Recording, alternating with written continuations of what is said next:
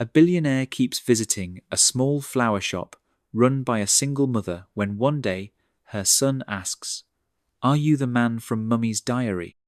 She turns bright red at the remark before freezing, in shock at the billionaire's reaction. Before we dive in, let us know in the comments where you're watching from. We'd love to hear it. And if you're enjoying the content, give the video a like to help support the channel. Now, sit back, relax, and enjoy the story. The bell above the shop door gave its usual tired jingle as Harper looked up from her workbench, right on time. She didn't need to check the clock. It was Friday. He always came on Fridays, somewhere between 3 and 4, like a clock wrapped in a tailored coat and cashmere scarf. He stood just inside the entrance for a second, scanning the space like he always did. Harper had grown used to it, the brief pause, the slight tilt of the head, the way his eyes settled on the same corner display of lilies, as if reassessing something he already knew. Today's tie was navy, a little looser than usual. She noticed because she always noticed. "Just the one today?" she asked, already reaching for a fresh lily from the cooler behind the counter. She didn't expect an answer, and sure enough, he only gave a brief nod and placed a 20 on the glass counter. "No change," he said, like always. "Of course not," she replied, with a smile, like always. But today she held his gaze for an extra second before wrapping the stem in craft paper and handing it over. He didn't smile, not quite, but the corner of his mouth moved. Then he left. 4 minutes, tops. He never stayed longer. Harper watched the door swing closed behind him and sighed. Then out came the diary. She kept it tucked under the counter, just behind the florist's wire and extra ribbons. It wasn't really a diary. More like a tired notebook where she wrote lists, sketches, customer names, and occasionally entries labelled Lily Man, Volume 6, or Suspicions Regarding Mr. Mindsets. Friday. Today, she wrote, "Arrived 3, 11 p.m. Slight wrinkle in his collar. Tie sloppier than usual. Possibly distracted. Decidedly not allergic to lilies. Confirmed again. Still zero interest in talking. May not even like flowers. Could be a robot." She capped the pen and slid the book back, just as the backroom door creaked open. "Mom," Ollie said, dragging his feet out of the tiny kitchen with suspiciously chocolate-streaked lips. "Was that the guy?" Harper raised an eyebrow. "What guy?" "The one who always comes on Friday and never says anything. The one from your notebook." She walked over, wiping her hands on her apron. "Are you reading my notebook now?" "No," he said far too quickly, then added, "just sometimes when I'm bored and there's no good cartoons." She pointed a stern finger at him, but the effect was ruined by the smile she was trying to suppress. "That notebook is for business secrets and adult thoughts. No peeking, understood?" "Uh-huh." He climbed onto the stool near the register and poked at a daisy in a small vase. "You like him, don't you?" Harper blinked. "Who?" "Lily Man," he said, grinning. "You write about him with all those little hearts next to the name." "I do not," she protested, turning back to rearrange a bouquet that did not need rearranging. "You kinda do," Ollie said, dangling his legs from the stool. "You even said once that he has that quiet, broody energy, whatever that means."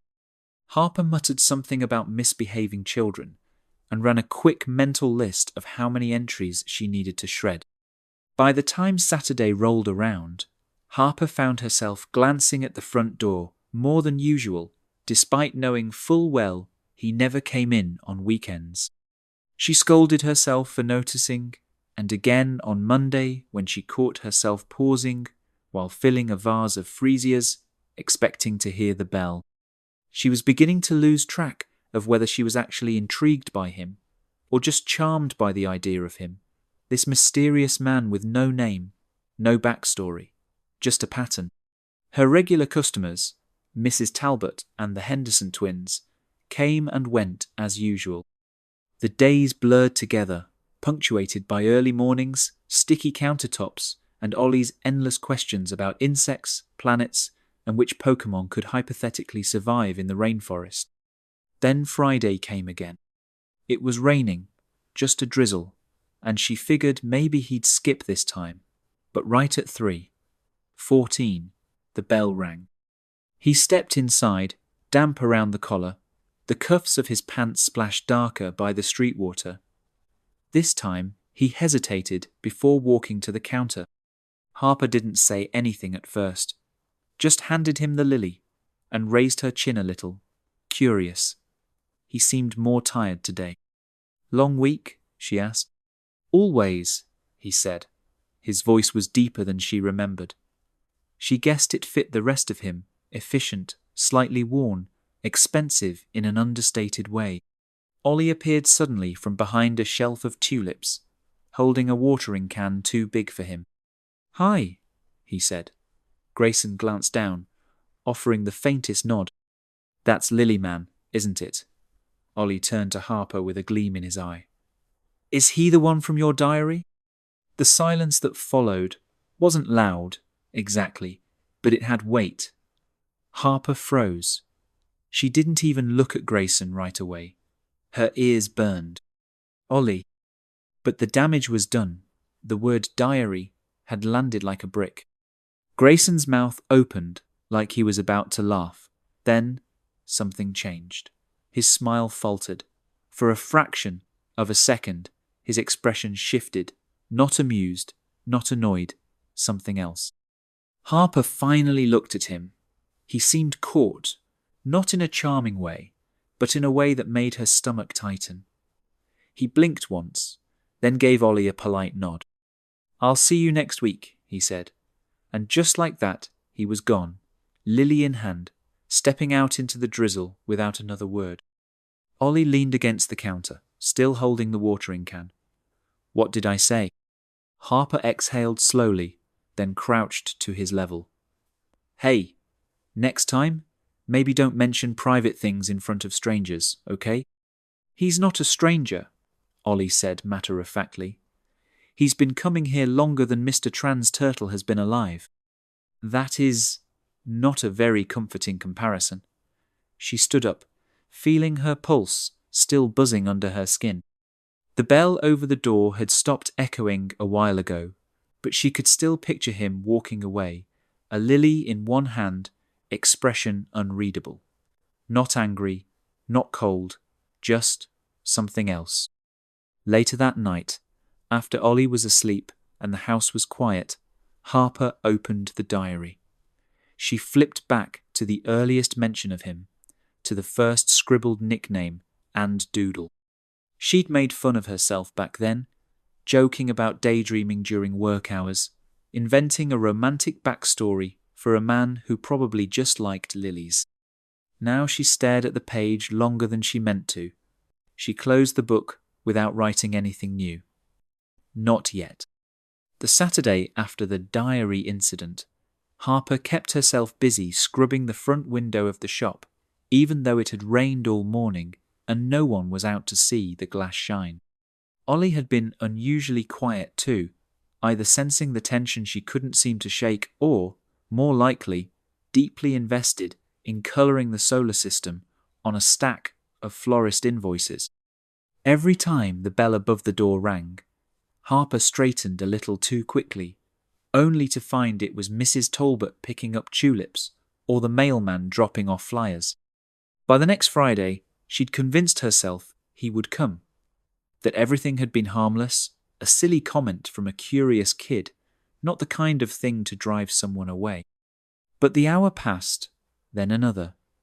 She watered the lilies and clipped their stems without thinking. The vase was still full when she locked up at 6. He didn't come the week after that, either. Harper didn't want to admit she was bothered. Not to herself, and definitely not to Ollie. who kept asking if Lilyman had gone on a secret spy mission or maybe moved to a different flower shop with cooler ribbon options. She responded with a distracted chuckle, telling him some people just get busy. But something about the silence nagged at her. The space he used to fill, just a few minutes a week, had started to feel larger in its absence. The next Tuesday, she was elbow-deep in hydrangeas when her phone buzzed with a last-minute request. A wedding set up 2 towns over had lost their florist to a family emergency, and someone had passed along her name.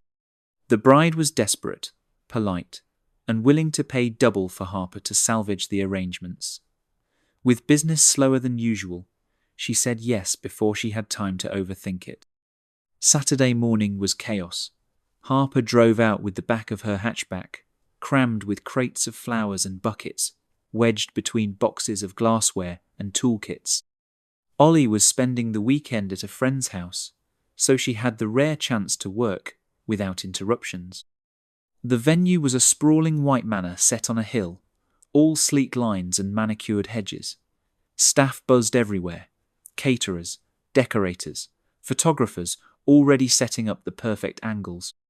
Harper checked in with the planner, scoped the ceremony space, and got to work arranging floral runners, wreaths for the arch, and centerpieces that refused to cooperate with the wind. She was crouched on the floor, trying to fix a stubborn arrangement that had tipped over, when she heard someone speaking a few feet away, low voice, clipped and unmistakable. Grayson. She didn't turn around right away. Part of her brain paused, mid-thought, like she'd stepped into a scene she hadn't rehearsed. When she stood, brushing petals from her apron, he was standing by a column, talking to a man in a tux. His back was to her, but the coat, the posture, even the way he gestured, there was no doubt. She looked down at the ruined centerpiece again, trying to buy herself time. Eventually, someone noticed her standing there and waved Grayson over. He turned, mid-conversation, and his expression flickered when he saw her. Not surprised. More like unsure of what to do with the moment. Harper. He said her name like he remembered it, not like he was checking if he had it right. She hadn't even realized he knew it. She lifted her hand in a quick wave. Hey, fancy seeing you here.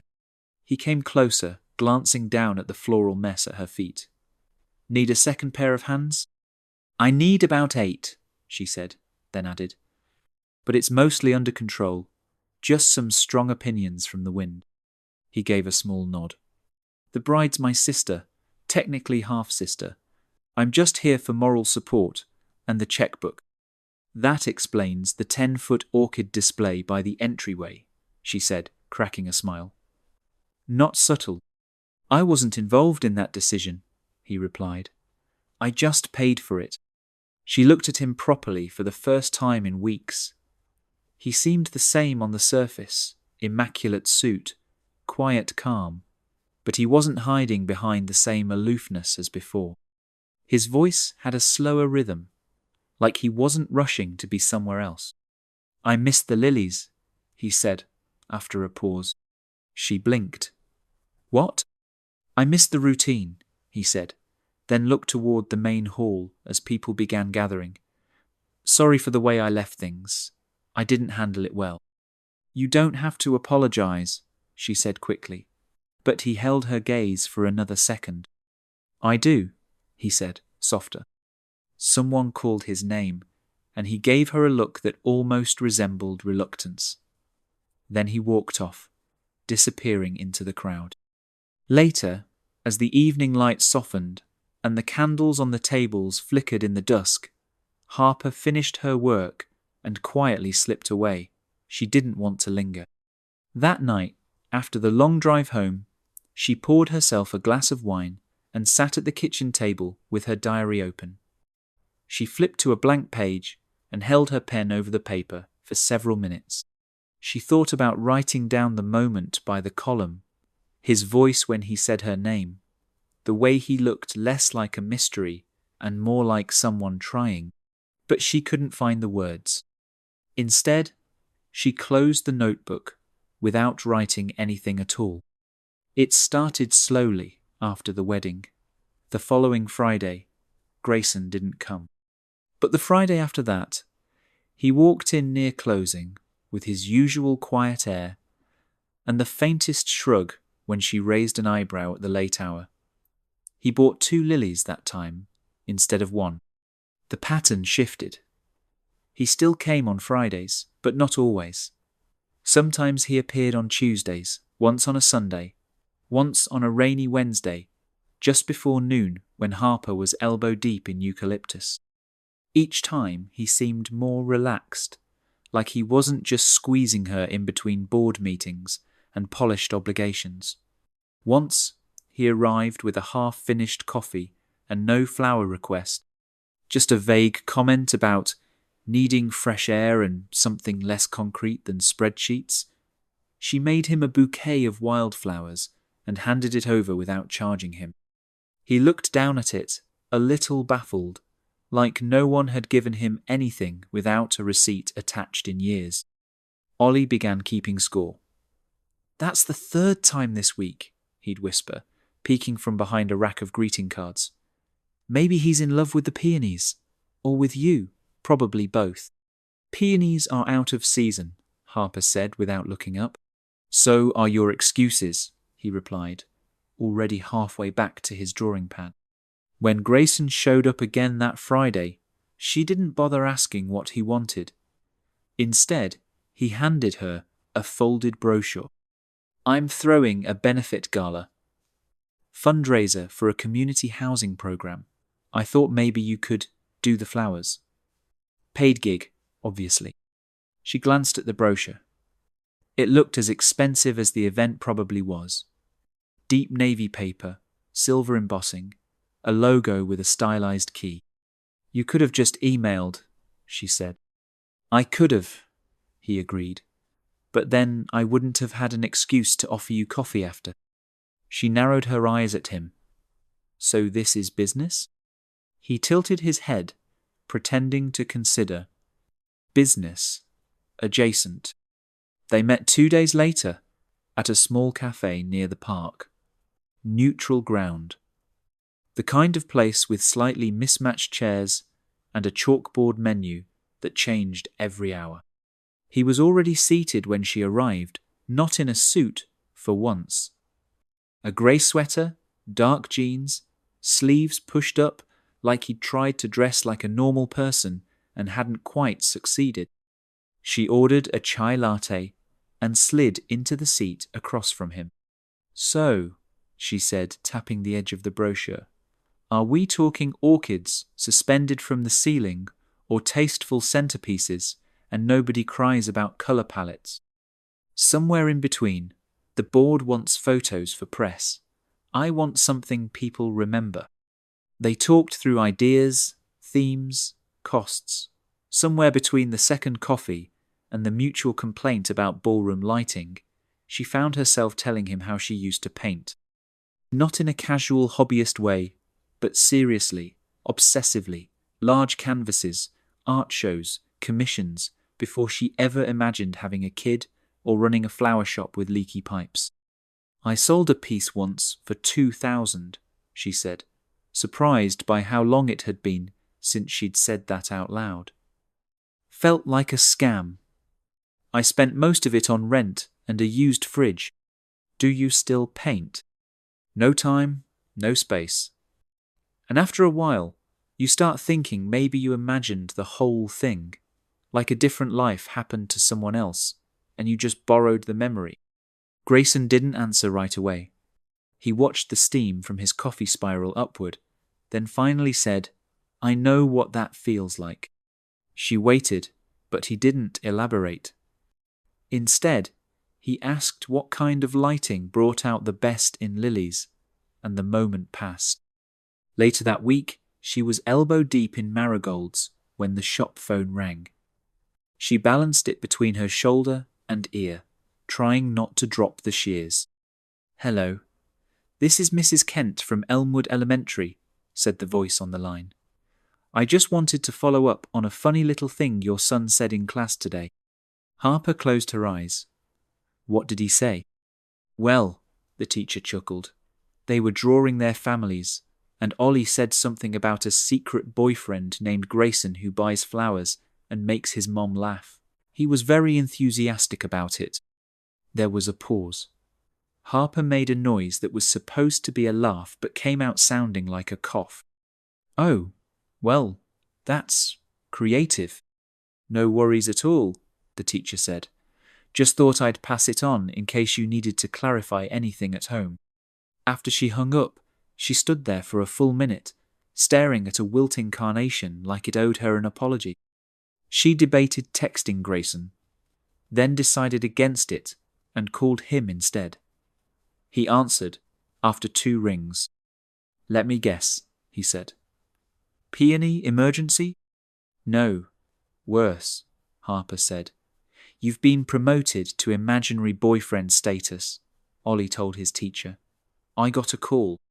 There was a pause, then a dry laugh. I didn't even apply for the position. She sighed. I'm sorry. He reads too much into everything. I'm not offended, he said. Honestly, it's nice someone thinks I'm that interesting. There was a moment of silence on her end, long enough for him to ask, You okay? I don't know, she said. You keep showing up and then disappearing, and I don't know what this is supposed to be. Ollie thinks we're a fairy tale. I'm just trying to run a business and not get thrown off balance every time you walk in the door. I don't mean to do that, he said. Then what do you mean to do? He didn't answer. Not immediately. Then he said, Can I come by? She hesitated. Now? I'm outside. She hung up and walked to the door. He was standing on the sidewalk, hands in his coat pockets, looking not like a man with all the answers, but someone who wasn't sure how to ask the right questions. He came inside, and for once, neither of them tried to be clever. He leaned against the counter while she cleared a spot, the space between them shrinking without either of them moving. I didn't think I'd keep coming back, he said. At first, it was just a quiet place. Then it wasn't quiet anymore. It started to mean something. You started to mean something. Harper stood still, the soft hum of the cooler behind her, the only sound for a few seconds. She didn't say anything. Then his phone rang. He looked down at the screen and didn't answer it right away. I should get this, he said. She nodded. He stepped outside, voice low as he answered, walking a few paces down the sidewalk. She waited. 5 minutes. 10. He didn't come back. Eventually, she turned the sign to closed and went to the back to lock up, the lilies still in the vase untouched. The next morning, Harper opened the shop with a dull ache she couldn't place. Not anger, not exactly disappointment either. Just a heaviness that settled in quietly, like wet clothes after a storm. She'd waited longer than she would admit the night before, switching off lights one by one in case he came back, but Grayson hadn't returned. No message, no call. She told herself it didn't matter. The shop was what mattered. Rent, inventory, keeping Ollie fed and dressed and safe. Fairy tales weren't built for people who had to get up at 5:30 to bleach flower buckets. By Monday, the real problem had returned. A letter taped to her door when she arrived. Notice of a rent increase. A big one. Enough to tip her already shaky balance into something much harder to fix. Harper stared at the paper for a long time before unlocking the door. She didn't mention it to Ollie, didn't call anyone, didn't even rant out loud like she usually did when bills piled up or the plumbing acted up again. Instead, she worked through her orders in silence, every rose trimmed with a little more force than necessary. She ran the numbers that night, sitting at the kitchen table after Ollie had gone to bed. The calculator blinked back, impossible truths. She could maybe make it another 3 months if nothing else broke and every weekend brought a wedding. That never happened. There was one option she kept circling back to, a small plot of land outside town, left to her by her grandmother, overgrown and useless on paper, but still worth something if sold to the right buyer. She didn't like the idea of giving it up. It was the only thing she owned outright. But if she didn't figure something out soon, she'd have to do more than prune sentimental roots. She'd have to close the shop. She hadn't seen Grayson since the night he left mid-call. No flowers, no explanations, just absence, again. She wasn't surprised, exactly. But it still hurt in the small, quiet way that built up over time. So when he walked in 3 weeks later, no warning, no bouquet request, Harper didn't hide her reaction. She just stood behind the counter, arms crossed, watching him approach like someone evaluating a returning customer who had once tried to return a dozen wilted carnations 2 days late. "I heard about the rent," he said, skipping past pleasantries. "Your landlord's on the board of a business group I know. He's trying to redevelop this block into something flashier." Harper gave a dry laugh. "Of course he is. You're telling me this why?" Grayson held out a folder. "I want to invest. Quietly. Through a community revitalization fund I've started. It would help offset the hike, maybe even expand your delivery service. You could—" "No." He stopped, surprised. "Just like that? You think I want a man I barely know handing me money like I'm a charity project? I'm not trying to insult you. But you are.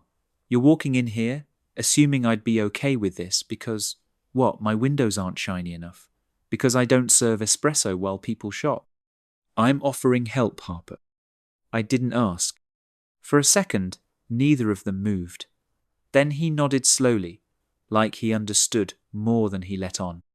Without another word, he turned, walked past the displays, and picked up one of everything: roses, daisies, sunflowers, even the discounted carnations in the corner. He brought them all to the counter, no expression, just a credit card, and a look that dared her to argue. "What are you doing?" "Buying every flower in the shop."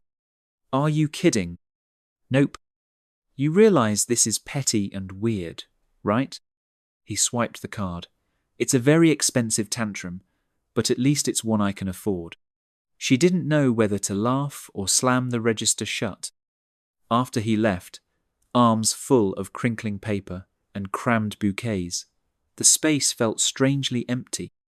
Not physically, she still had plenty of greenery in the back and a shipment due the next morning, but something else had gone with him. She stood behind the counter for a long while, then looked down at her hands. One still gripped the receipt. The next day, Ollie found it hilarious.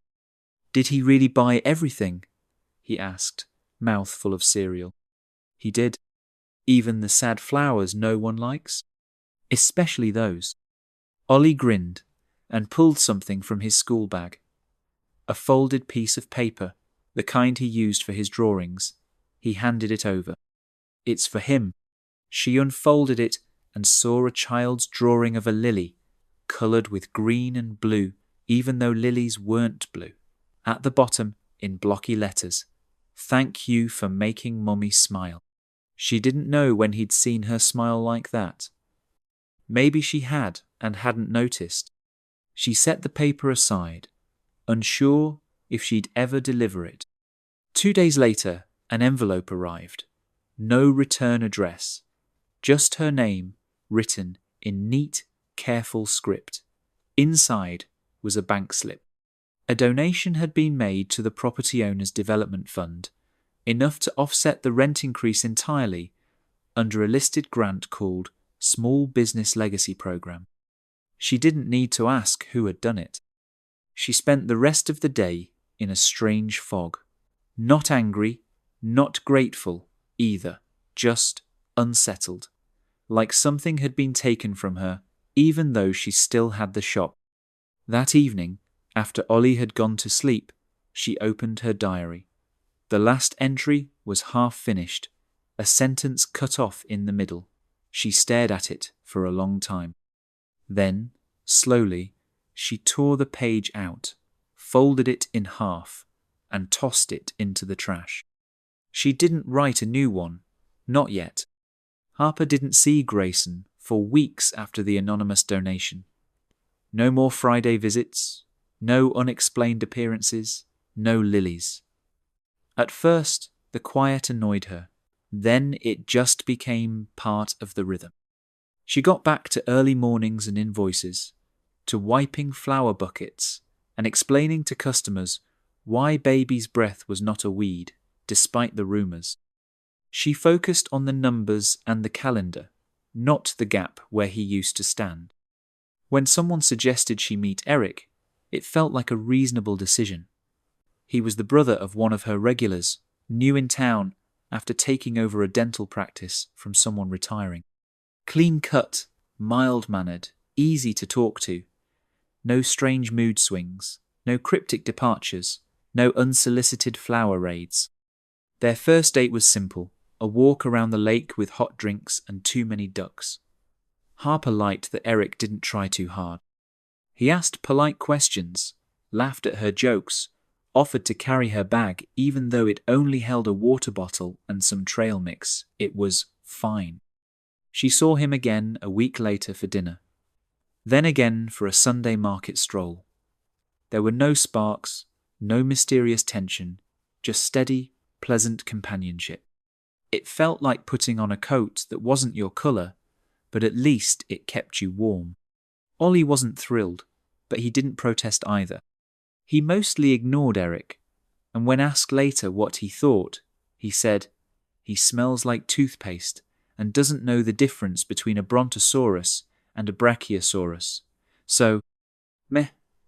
Harper decided that was neutral enough. When the fundraiser invitation came, she almost tossed it. A city event, cocktail attire, networking, and auctions, and silent judgment. She only kept reading because the floral sponsor, listed on the back page, was Wolf Reese. Eric offered to be her +1. She didn't tell him why she hesitated, just said sure, and pulled out a dress she hadn't worn in 2 years. The kind of thing that made her feel like someone she almost remembered. The event was in one of those converted industrial lofts that still smelled faintly of machine oil under the lavender diffuser. There were string quartets and past canapes, and people who used synergy unironically. Harper lasted 10 minutes before spotting Grayson across the room, surrounded by suits and silver spoon charm. He looked tired beneath the polish, like a man trying too hard to convince people he was still part of the machine. She kept her distance, talking to a few vendors she vaguely knew, sipping her drink slowly. Eventually, Grayson noticed her, or maybe he already had, and was just waiting for his moment. Either way, he approached, hands in his pockets, nodding once at Eric before turning his full attention to Harper. "You look different," he said. "It's the lighting," she replied. Eric looked between them, clearly puzzled. "You two know each other?" Harper answered first. "He's a customer. Sometimes." Grayson's mouth twitched. "Sometimes," he repeated. Then to Eric, "Dentist, right?" "Yeah," Eric said, offering a hand. Grayson shook it, barely. "Must be nice," Grayson said. "Fixing things with precision. Clean breaks, smooth fillings, no grey areas." Eric blinked. "I guess." Harper shot him a look. "Grayson." But he wasn't looking at her anymore. Just turned away and walked back into the crowd, leaving behind a confusion that lingered longer than his cologne. Eric laughed it off later. "Weird guy," he said as they left. Harper didn't reply. The next day, she found Ollie in the back corner of the shop, sprawled on the floor with his drawing pad. He was colouring a comic strip about a dragon and a florist who saved a town with exploding petals. Did you have fun with Eric yesterday? She asked, sweeping nearby. Ollie shrugged. He talks more than he listens, and he called me buddy 4 times in one sentence. Is that bad? I'm not a dog, Mom. She tried not to smile. Well, he's nice. That counts for something. Ollie flipped the page. Grayson listens better. He talks to me like I'm a real person, and he remembers stuff, like my favourite dinosaur and the name of the turtle from next door. Harper paused. You miss him? Don't you? She didn't answer. Later that week, she ran into Grayson again, completely by accident. She'd stopped by a local non-profit to drop off flowers for a community centre opening. He was in the hallway, mid-conversation, wearing a navy sweater and looking more out of place than usual among folding chairs and construction dust. They locked eyes, and both stopped. You keep turning up like bad weather, she said, not unkindly. I've been called worse. She didn't move. Neither did he. Finally, she crossed her arms. What was that back at the fundraiser? You show up, drop weird comments, then vanish again. Is this a hobby for you? No. Because it feels like a game. You show interest, then pull away. You help me, then act like I'm a stranger. You flirt, then disappear. I didn't mean to. He stopped, looking tired. I don't know what I'm doing. You make things complicated. They're not complicated. You just make them that way. He looks down, then back at her. You have no idea what it costs me to want something real. She laughed once, dry. You think that's unique to you? I didn't mean it like that. No, you meant it like a man who's used to getting what he wants, until he has to actually feel something. They stared at each other, in a silence that didn't feel dramatic, just worn. Like 2 people standing on opposite ends of a bridge with missing boards. Finally, she stepped back. Figure it out, Grayson, but don't bring me into it unless you're sure you can stay. He nodded once, slowly, then turned and left without another word. She didn't follow. Not this time. The days after Harper told Grayson to figure things out were quiet. Not in the comfortable way, like the stillness after a long day, but in that hollow kind that leaves space for thoughts to echo. He didn't reach out, and she didn't expect him to. That conversation, if it even qualified, had felt like a door closing. Not slammed shut, but pulled until the latch clicked softly into place. It should have brought relief. Instead, she found herself pausing at every car door that slammed outside, at every unfamiliar ringtone or news clip that sounded too polished to be local. Then came the headlines. Harper didn't see them first. She heard about it from Linda Henderson, who burst into the shop, holding her phone like it was radioactive. Isn't this your flower man? She asked, shoving the screen in Harper's direction. A news banner read, Wolf Enterprises, rocked by investment scandal, board reshuffle underway. The photo showed Grayson outside some city building, half turned from a wall of cameras. He looked nothing like the man who used to buy lilies in silence. Harper read the article twice. The details were vague, some sort of real estate partnership that had gone sideways, millions lost, accusations of oversight failures. Grayson hadn't been fired, just temporarily relieved of board duties pending internal review. No quotes from him, just speculation. After Linda left, still buzzing with second-hand gossip, Harper sat on the cold step behind the shop and tried to remember if he'd ever once mentioned what he actually did for a living. Not in the vague, I work in finance way, but the real stuff. The company, the responsibilities, the pressure he never had. She'd filled in the blanks with guesses and tone, and that tired look he always carried beneath the expensive fabric. 2 days later, the photographers came. Not many, 3 at most, but noticeable enough to be out of place on her quiet street.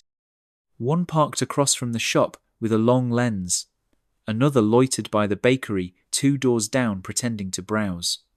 The third actually walked in and asked to buy lilies before casually mentioning Grayson's name. "Is he around?" the man asked too casually. "We heard he's been spotted here before." Harper didn't flinch. "If I see him, I'll tell him someone with bad cologne is looking for him." That night, she pulled the curtains tighter than usual and told Ollie they were having a quiet week. No park, no diner, breakfasts, just them, just home. He didn't ask many questions, but he kept glancing at the windows. The knock came at 11:40, 2 p.m. She knew the exact time because she'd been watching the clock while folding towels, each one away to avoid thinking about what she'd say if he ever showed up again. She didn't open the door right away. She looked through the side window first. Grayson stood there, hunched slightly from the cold, a backpack slung over one shoulder and the collar of his coat soaked with rain. He looked like someone who had finally run out of places to go.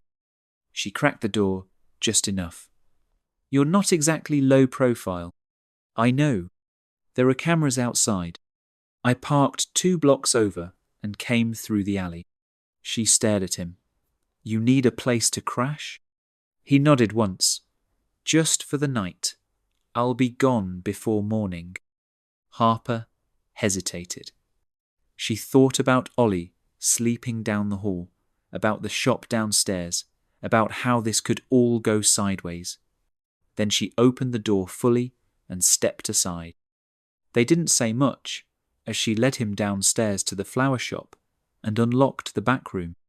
It smelled faintly of earth and lavender soap, and there was an old sofa pushed against one wall that she used for short breaks during long days. He set down his bag without a word and sat. "I didn't know where else to go," he said. "I gathered." He looked around like he was seeing the place for the first time. "It's quiet here." She leaned against the wall, arms crossed. "You going to tell me what happened?" He took a breath. "My family's company took a hit. One of our investments collapsed, a housing development that turned out to be a front for some shady money movement. I didn't catch it in time. They say I should have flagged it. Maybe I should have. And now? I'm out. For now. Publicly, I'm stepping back for the integrity of the board. Internally, it's more like exile until someone needs a scapegoat. Why come here?" He looked at her like the answer was obvious. "Because this is the only place I didn't have to pretend I knew what I was doing." She didn't reply. He leaned back and rubbed his face, looking older in that moment than she'd ever seen him. "I started coming after my mother died," he said quietly. "She loved lilies. I couldn't stand them at her funeral. But a week later, I found myself walking into your shop. Bought one, didn't know why. Then I came back and kept coming because it felt like something still made sense." Harper let the silence settle before moving toward him. She sat on the edge of the old table across from the sofa. "You should have just said something," she said. "All this time, you made it harder by staying quiet. I didn't know how to explain it without ruining it." They looked at each other, really looked this time, without the noise of storefronts or polite smiles. She leaned in slowly. He met her halfway. The kiss wasn't perfect. It wasn't elegant or timed to music. It was quiet and cautious, with edges of exhaustion and uncertainty wrapped inside. But it was real.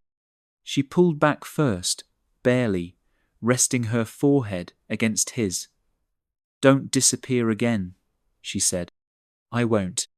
That night, she left him with a blanket and the creaky sofa. She went upstairs and lay awake, listening for any sound that meant he'd left again, but he didn't. When she came down in the morning, the blanket was folded neatly, the sofa empty, and his bag was gone. No note. No flowers. Just the faint scent of lily in the air, and a space that once again felt like something had been there and wasn't anymore.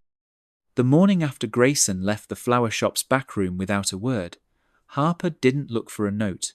She didn't walk the block to see if his car was parked nearby or check her phone for missed calls. She brewed her coffee, opened the shop, and spent the day trimming tulips and fulfilling orders like everything was business as usual. There was a part of her that expected this, that had learned not to rely on people who didn't know how to stay.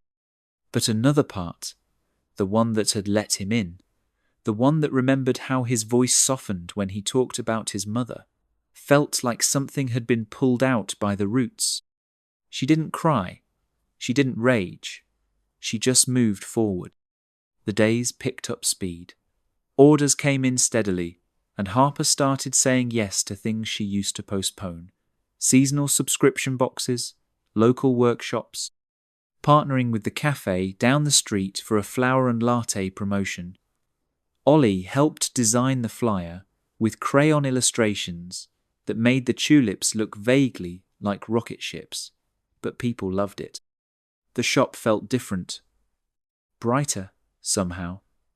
Not because anything major had changed, but because she stopped waiting for someone else to define what it should be. Eric came by one afternoon with a calm expression and his hands in his coat pockets. He was kind, like always, and didn't dance around it. "I think you're somewhere else when you're with me," he said. "Not bitter, just honest. And I don't want to be a placeholder. You deserve better than that. So do I." Harper thanked him sincerely. They shook hands. It felt more like closing a chapter than ending a relationship, which, in truth, had never really taken root. With no romantic distractions, Harper found energy she didn't realize she had. She repainted the shop walls a softer cream, rearranged the workspace, ordered a new set of aprons. For the first time in a long time, she felt like she was building something entirely her own. Ollie noticed too. "You're different," he said one night while they folded delivery boxes at the dining table.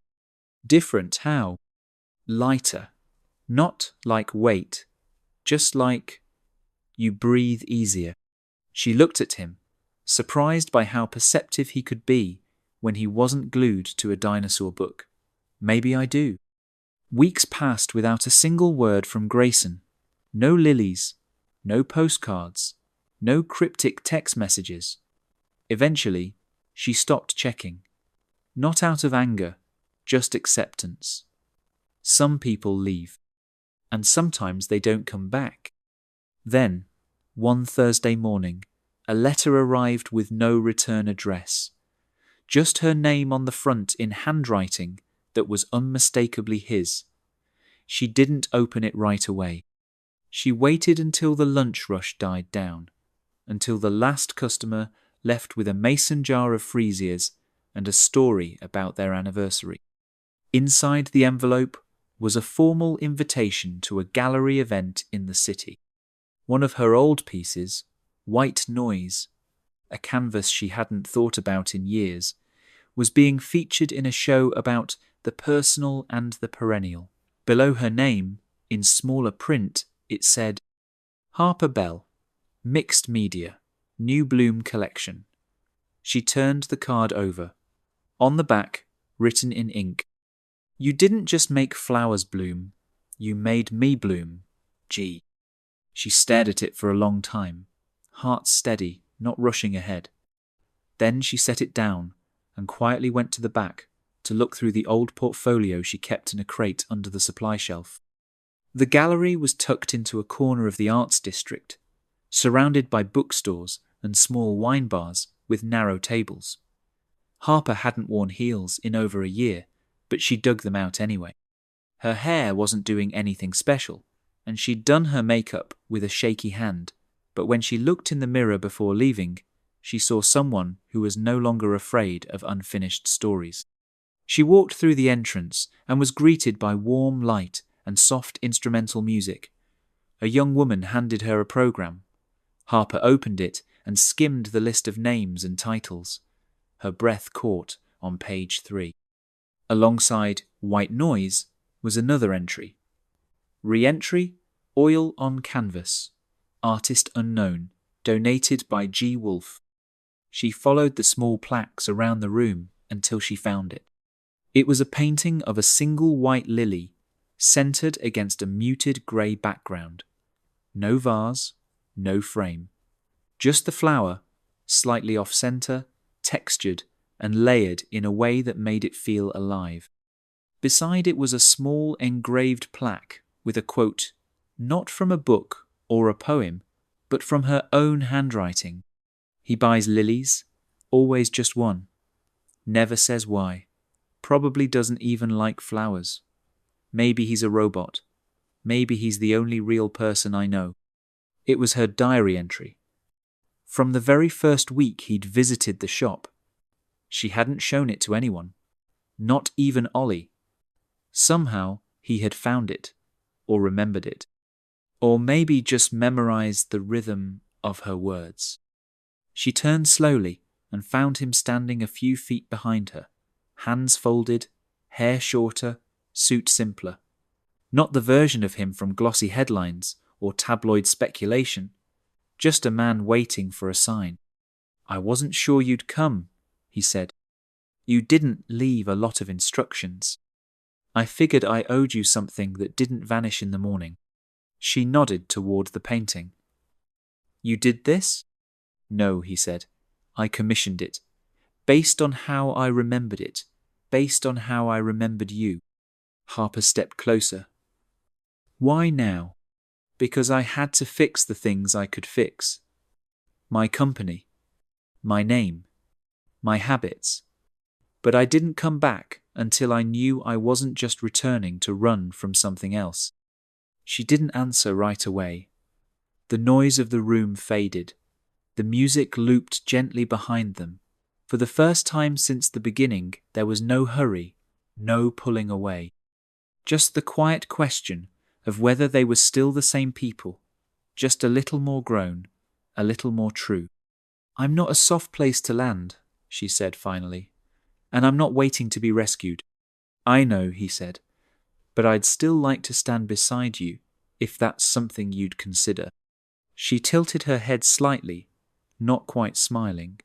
"We'll see." He held her gaze without pressing. And this time, he didn't disappear.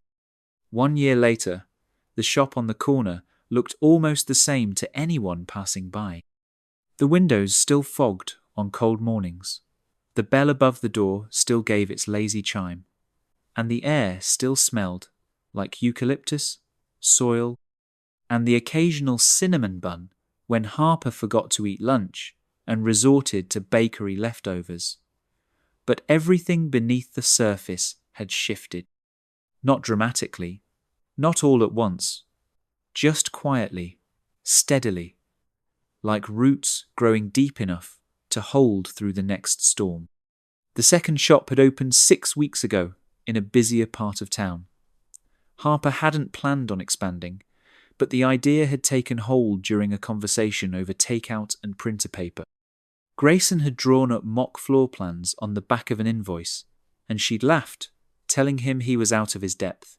But the thing was, he wasn't, not anymore. He'd walked away from the family boardroom after the scandal died down, leaving behind his title, his corner office, and the curated life that had stopped feeling real a long time ago. There were still calls, still offers, but he said no more easily these days. He said yes only when it mattered. They still lived apart, which Harper appreciated. She liked having her own kitchen, her own schedule, the freedom to miss someone, even when they were always just a short drive away. Grayson had found a small place near the lake with tall windows and a back porch Ollie had unofficially claimed as his personal science lab. They spent weekends planting herbs and building makeshift rockets out of soda bottles. Ollie called Grayson the Lily Man, with increasing boldness, often in public, which Grayson took with a small shake of the head and a muttered, "It could have been worse." Business was good. Harper had hired 2 new part-timers and taught Ollie how to fold delivery receipts and answer the phone properly, even if he sometimes picked up with "Welcome to the jungle of joy," just to see her reaction.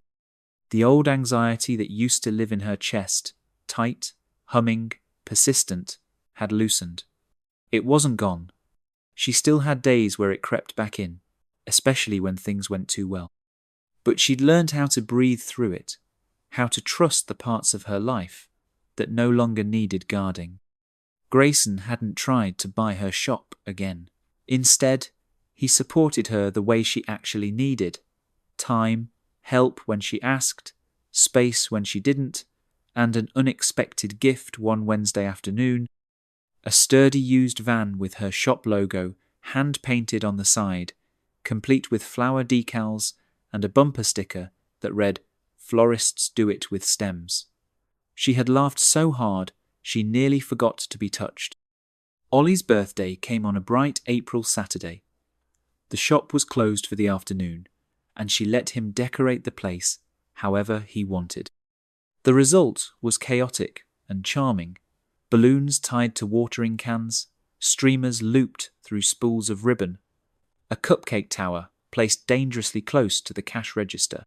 Friends from school came, parents milled about, and Harper floated through it all with the stunned awareness that things were not just okay, they were good.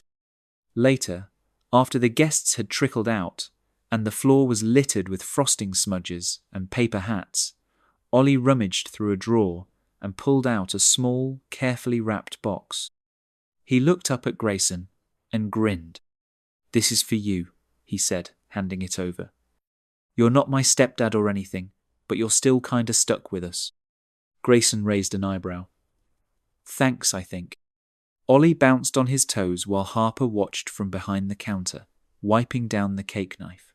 Grayson peeled back the paper and opened the box. Inside was a small ceramic lily, about the size of his palm. Slightly lopsided, uneven in colour, but unmistakably a lily. Ollie had painted it himself, white with soft green edges and a tiny gold dot in the centre. "So you never forget where you started," he said, folding his arms proudly. Grayson looked down at it for a long time, then knelt beside Ollie and held the flower between them like it was made of glass. "I couldn't if I tried." Harper felt something in her chest go still, the way it sometimes did when a song ended just right, or when Ollie, in a rare, quiet moment, leaned into her side for no reason at all. They locked up the shop together that night. Ollie had fallen asleep on the office couch, cupcake crumbs on his shirt. Harper flipped the sign to closed and turned off the main lights, leaving only the string of fairy bulbs around the front window.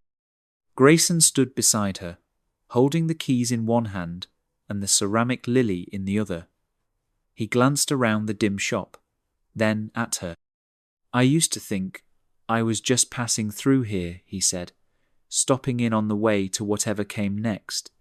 "But I think this was always the destination." She nudged his shoulder gently. "You're waxing poetic again. You sure you're not going to miss the stock market?" "Not even a little." They stood for a minute longer, watching the lights glow against the darkened street.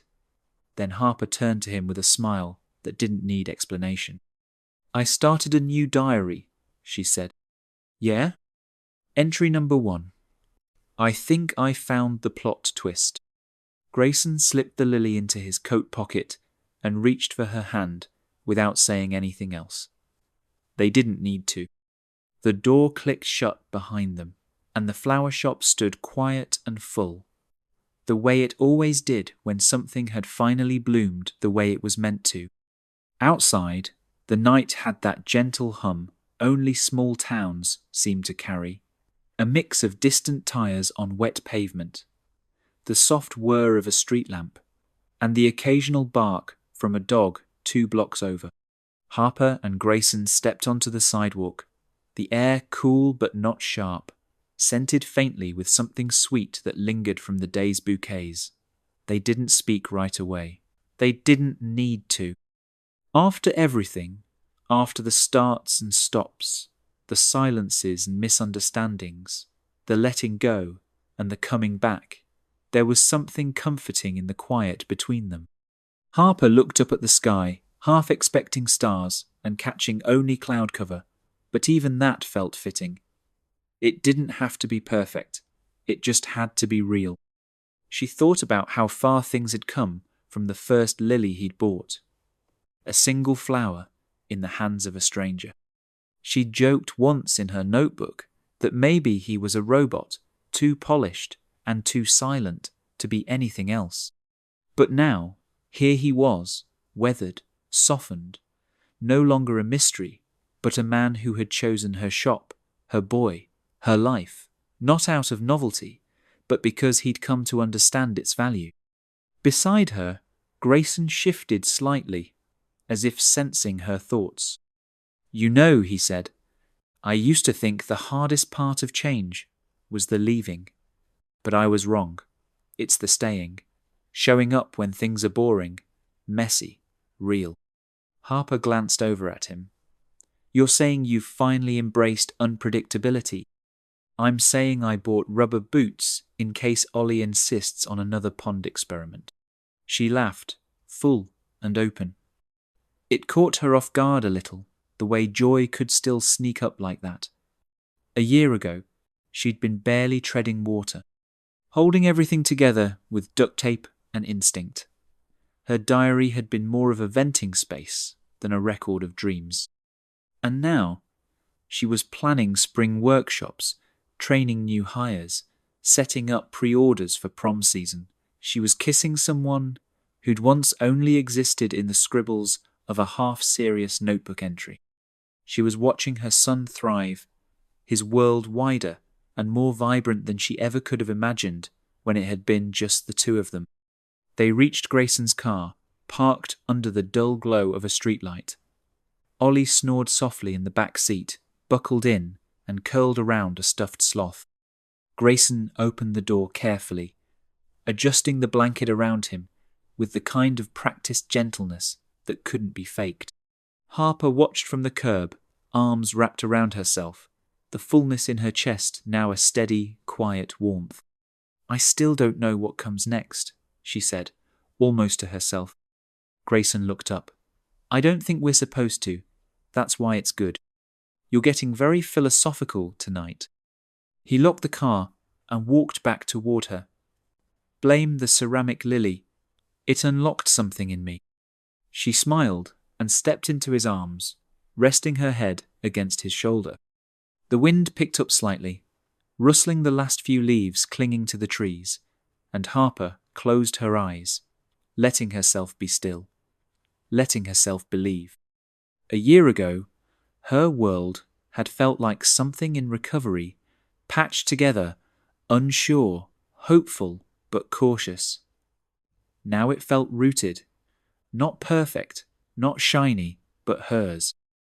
And more than that, shared. "I think," she whispered, "this might be the beginning I didn't know I was waiting for." Grayson's hand found hers. "Then let's start from here." They walked home together, quiet again, the kind of quiet that speaks. The shop behind them glowed from within, even with the lights off, even with the doors locked. Because some places hold more than inventory and routine. Some places, like people, become something else entirely when they're finally seen, really seen, for what they are. And some stories, even the ones built on lilies and silence, find their ending not in grand gestures or dramatic moments, but in a single night, a warm street, and a boy asleep in the back seat, holding a ceramic flower, like it's the most important thing in the world. If this story touched you, don't forget to like the video. It helps the channel more than you know. Want more heartfelt stories like this? Hit subscribe and turn on notifications so you never miss a new upload. I'd love to hear your thoughts in the comments. Let me know how this one made you feel. Thanks for watching, and see you in the next story.